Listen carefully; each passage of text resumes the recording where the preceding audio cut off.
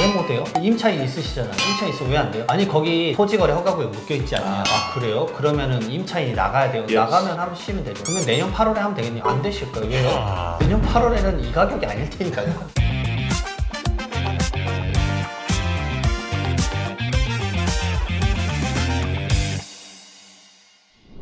세무사님 같은 경우는 상속, 증여, 양도 같은 재산 세금 전문가이시잖아요. 요새 이런 자산 이전에 대해서 국세청이 좀 더 많이 보고 있다는 소리가 있는데 옛날보다 확실히 개인에 대해서 국세청이 좀 더 잘 보나요? 상당히 강화되긴 했어요. 왜냐면 예전에는 2, 3개월 안에 조사하고 한 300건에서 500건 정도 조사를 했었어요. 네. 근데 그 조사 건수가 최근에 6월 27일 날 이제 가계대출 방안 그게 좀 컸죠. 네. 6억까지밖에 대출을 주택에 대해서 네. 못 받고 뭐 전입 6개월 이내 해야 되고 네. 그런 것들이 생기고 나서 그거 관련돼서 당일 조사가 일어났는데 네. 8월 7일 날 서울시에서 자기들이 조사한 케이스의 일부를 이제 국세청을 넘기는데 네. 기존과 달라요. 기존에 한 번 300건, 500건이었는데 이번에 3,662건.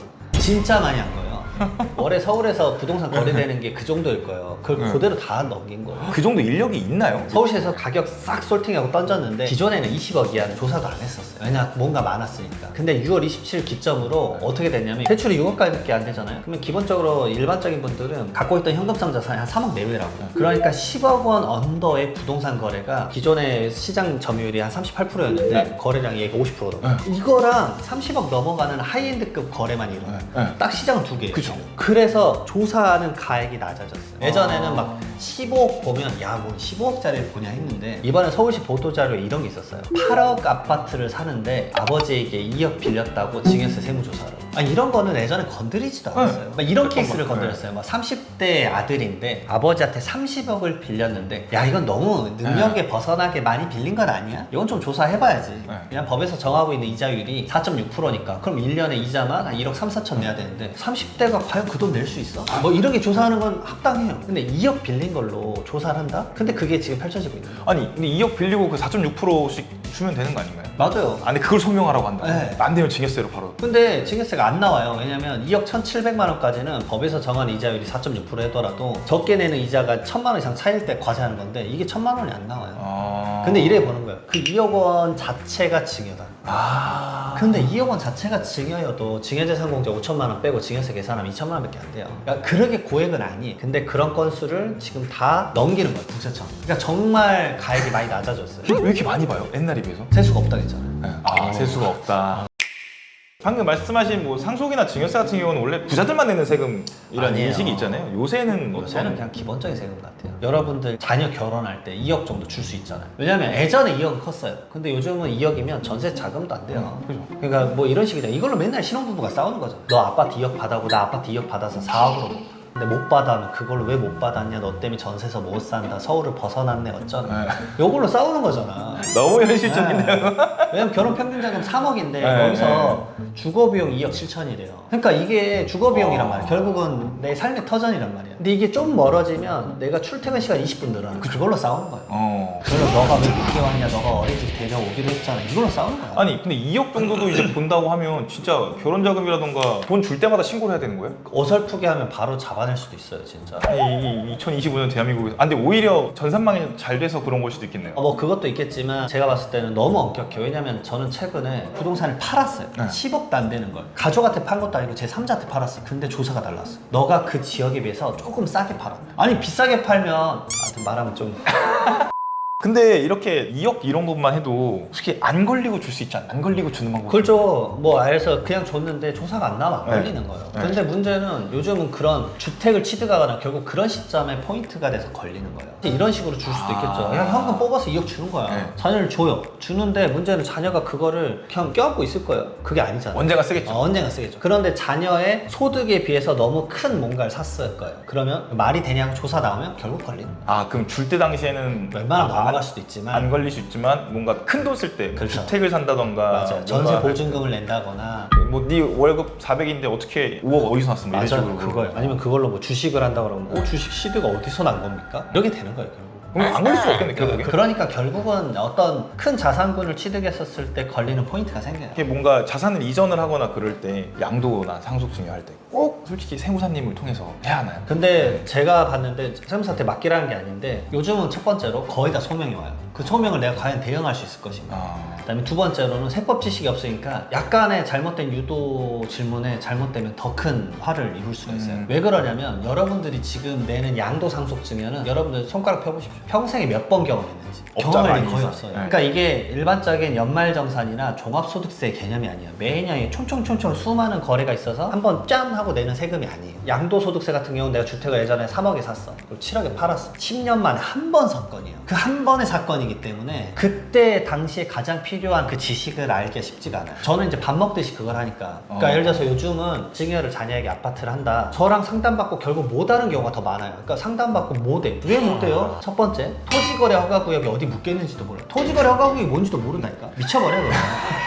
강남 상구랑 용산이 아파트가 토지거래 허가구역에 묶여 있습니다. 그러면 이거를 자녀에게 저가 양수도를 해요. 하지만 자녀가 거기 세입자가 있으면 들어와서 못 살잖아. 거래 자체가 안 되는 거예요. 세금의 그죠. 문제가 아니라. 그러니까 그런 부동산에 대한 기본적인 지식이 없는 거예요. 그 다음에 재개발, 재건축에 그 입주권의 조합원 지위 승계 이런 요건 모르고 아니 뭐 하겠지 하는데 안 되세요. 왜 안 돼요? 아니 지위 승계 요건이 안 돼. 그게 뭐예요? 이러고 있는 거예요. 그거는 근데 세무사님 영역이 아니잖아요. 제 영역이 아니지만 저는 이제 하도 많이 부동산을 하시다 하니까 하도 부동산 많이 하시다 하도 보니까. 하니까 그게 뭔지를 알고 말을 해주시다. 거기서 이제 전문성이 좀 달라지는 거죠. 네. 그런 관점이에요. 최근에 저도 김광산 평가사님한테 하나 평가를 부탁을 받은 게 있어요. 한 27억 정도 나오는 건데 근데 결국 그 의뢰인분에게 말했어요. 증여 못 한다고. 왜 못 해요? 임차인 있으시잖아요. 임차인 있으면 왜 안 돼요? 아니 거기 토지거래 허가구역 묶여있지 않냐. 아 그래요? 그러면은 임차인이 나가야 돼요. 나가면 하시면 되죠. 그러면 내년 8월에 하면 되겠네요. 안 되실 거예요. 왜요? 내년 8월에는 이 가격이 아닐 테니까요.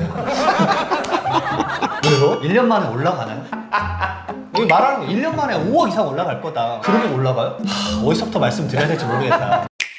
가산세가 무서운 이유가 어떻게 되는 거예요? 가산세가 왜 무섭죠? 가산세가 100% 이상 나올 수 있어요. 100%? 그러니까 뭐 내가 원래 내야 되는 세금 2억인데 이게 4억이 될 수도 있으니까. 그러니까 그런 날짜나 잘못 계산해가지고 가산세 몇천 나오면 그때 딱 아차 싶어가지고 아 그냥 세무사 때 몇백 쓸걸 이래 딱 생각이 드시는 거예요. 미리 하면 봐줄 수 있겠는데 자기가 직접 신고할 때만 봐줘요. 근데 걸리면 안 봐줘요. 그냥 맡기는 게 좋을 것 같습니다. 아니, 하셔도 돼요. 하셔도 되는데 네. 어우 그래서 이제 결국 부랴부랴 저 찾아오시는 경우가 많아요. 근데 문제는 그때는 이제 강 건너 있으니까 어떻게 할 수가 없어요. 많이 보시겠네요, 그럼. 너무 많이 봤죠. 신고서 딱 보면 이거 왜 이렇게 하셨어요? 이렇게 하는 거 아니에요? 아니 이거 뭐 아유 참.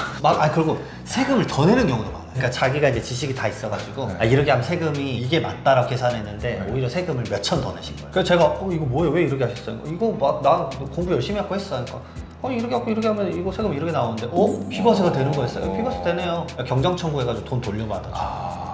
그런 경우도 많아요. 주로 하시는 게 상속증여잖아요. 결국에 이것도 가족 간의 맞아. 자산의 이동인데 부동산은 상속증여 받을 때는 뭐 시가를 기준으로 맞아요. 시가가 되게 추상적인 거잖아요. 가족 간의 이동의 이제 시가 개념은 딱 한 두 가지 정도만 알면 돼요. 첫 번째로 아파트면 같은 단지 내에서 앞동에 예를 들어서 아버지가 나를 이제 8살을 주려고 한다. 84타입. 근데 앞동에서 이제 10억에 거래가 됐다. 그러면은 전 6개월, 후 3개월 뭐 이렇게 따지는데 증여 같은 경우는 뭐 상속분 전 6개월, 후 6개월. 그 기간 내에 거래된 게 있으면 가장 가까운 날짜, 돌아가신 날짜 아니면 증여한 날짜 가장 가까운 날짜 끌고 와서 쓰는 거예요. 걔가 10억이다 그럼 얘 끌고 와서 쓰면 돼요. 그게 유사매매 사례가예요. 근데 저는 이거 쓰라고 권하지 않아요. 왜냐? 갑자기 유사매매가 또 뭔가가 나올 수도 있어요. 그죠. 그러다 부동산 가격이 올라갈 때는 갑자기 실거래가 신고는 계약일로부터 30일 이내에 하는 거기 때문에 아직 유사매매 사례가가 거기 안 나왔을 수도 있어요. 그러니까 갑자기 더 가까운 날짜에 더 비싼 게 뜨는 경우가 있어요. 그리고 실거래가를요 그냥 과태료 내면 돼요. 한 3개월이 나는 경우도 있어요. 진짜로. 그럼 되잖아요. 그분들이 거래가 애매모호해서 그래서 이번에 서울시에서 많이 적발된 게 그거예요. 지연 신고했다. 지연 신고. 왜냐면 잔금이 갑자기 대출 때문에 막혀버리니까 지연 신고가 된 거예요. 2월 27일. 그거는 어쩔 수가 없죠. 어쩔 수 없죠. 네. 그러니까 이런 미확정인 수치에 여러분들이 흔들리면 세금을 확정 지을 수가 없다. 그냥 갑자기 12억이 딱 떠버리면 2억에 대해서 갑자기 세금 더 내야 되잖아요. 그래서 저는 무조건 감정평가해라. 반드시 꼭 받아야 될까요? 그거는 아닌데 저는 감정평가를 받으라는 이유가 두 가지예요. 가격을 확정 짓는 거. 그리고 두 번째로는 이것보다 가격이 낮아요. 다 필요 없고 상속하고 증여는 가족 간의 이동이고 무상이전이잖아요. 받는 사람들이 무조건 자녀일 확률이 거의 높아요. 99%가 자녀니까. 자녀가 돈이 없어요.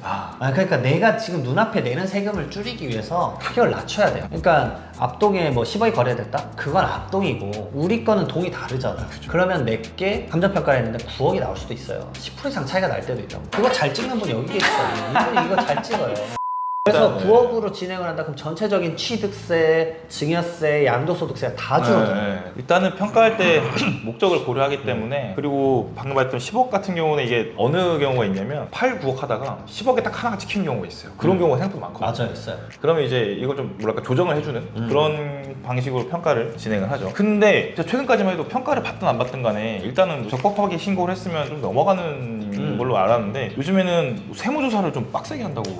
제가 최근에 경험한 케이스 두 가지만 말씀드리면 첫 번째는 감정평가를 해도 세무서에서 이거 너무 낮게 감정평가됐네요. 그거를 다시 보겠다라고 하는 케이스도 있어요. 그러니까 아파트가 갑자기 거래량이 많이 없지만 한 틱 거래가 엄청 크게 되면 이거 봐 가격 차이가 너무 큰데 그래서 이제 너무 위험하게 하시는 감정평가사님들의 감정평가 금액은 고민을 좀 해봐야 돼요. 그리고 두 번째는 이거 꼭 알아두셔야 돼요. 이제는 주택, 비주택 가리지 않고 전답, 과수원, 임야도 가리지 않습니다. 이런 거 사실 예전에는 전답, 과수원, 임야는 아니 아파트 농사도 안 짓는데 그 받아서 뭐 이거였잖아요. 그래서 막 개발제한구역 농지 받으면 그냥 다 기준시가로 받았단 말이에요. 공시가격. 낮게 받아야지. 받기도 싫으니까 받는 건데 거기 자기 농사도 안 지어. 근데 문제는 그 받았는데 감정평가 하겠습니다. 감정평가를 때려버리는 거예요. 예를 들어서 그 공시가격이 막 5억인데 평가에서 한 10억 이렇게 나오는 거예요. 맞아요. 최근 케이스가 그랬어요. 두 개 장착. 근데 옛날에는 근데 전답 과수원 이런 시골 땅이랄까요? 그런 것들은 국세청에서 거의 안 받나요? 거의 건드리지 않았고 그 다음에 웬만하면 필지당 10억 이하는 안 건드렸는데 이제 그런 거 없습니다.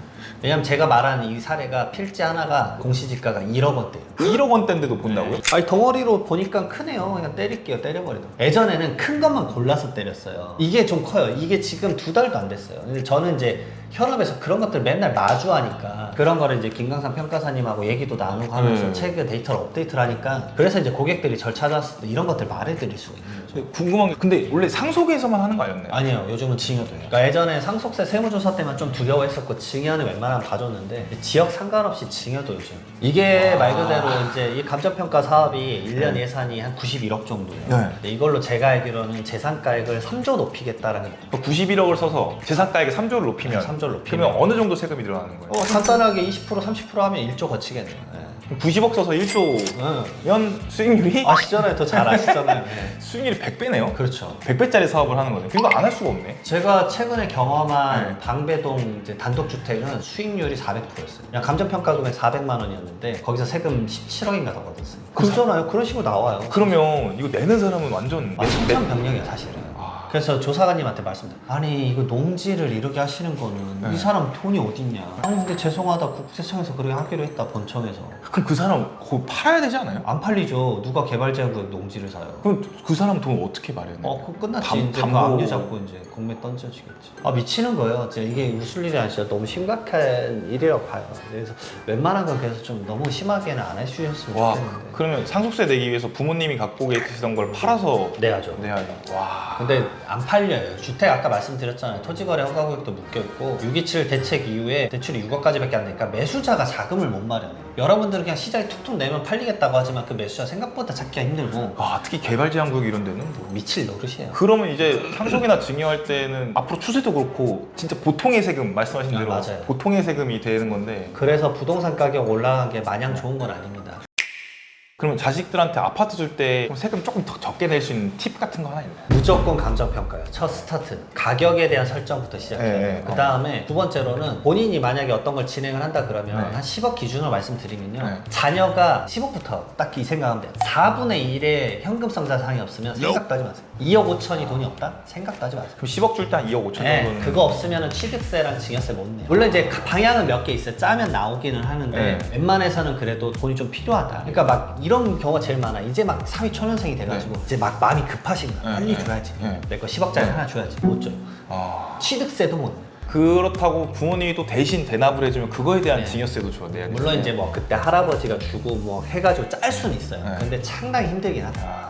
근데 어쩔 수 없이 제가 또 말을 할 수밖에 없는 거는 빨리 줘야 된다는 게 답이에요. 안 그러면 답이 안 나와요. 그럼 이제 마지막으로 자산을 받는 사람 말고 물려주시는 분들이 이거만큼은 하나만 알았으면 좋겠다. 만약에 세무나 감정평가 이런 거 말고 뭔가 마인드셋이라던가. 상속 관점이고 증여 관점이고 똑같아요. 만약에 그 부모님의 나이가 70대고 본인의 나이가 50대다. 그러면 부의 이전에 대해서 무조건 상속세 한번 계산해 보십시오. 어차피 그 상속세 부모님이 70대면 그렇게 힘들게 일군 거예요. 금기시할 일이 아니라 결국은 본인이 내야 돼. 그럼 50대인 본인이 내야 되는데 그 돈을 못 내면 아버님이 힘들게 일군 본 그 부동산 금매로 던지는 거예요. 그러니까 결국 자기가 집안의 재산을 지키기 위해서는 가족끼리 얘기 잘 오손도손 나눠서 빨리 이걸 얘기를 해야 돼요. 형제 뭐 3명이다 그럼 한 명만 말하는 게 아니라 3명이서 이걸 합의를 좀 본 다음에 얘기를 나누는 거예요. 금기시 되었지만 말해야 돼요. 왜냐면 안 그러면 그 재산을 못 지켜요. 하다못해 계산이라도 해보고 야 이거 감당할 수 있겠냐? 야 우리가 7억을 어떻게 마련하냐? 그러면 야 빨리 부모님 거 빨리 받던가 하다못해 야 우리가 받지 말고 차라리 손주들 주자. 뭐 가족법인을 만들자. 이런 거라도 조금의 방안이라도 빨리 짜라.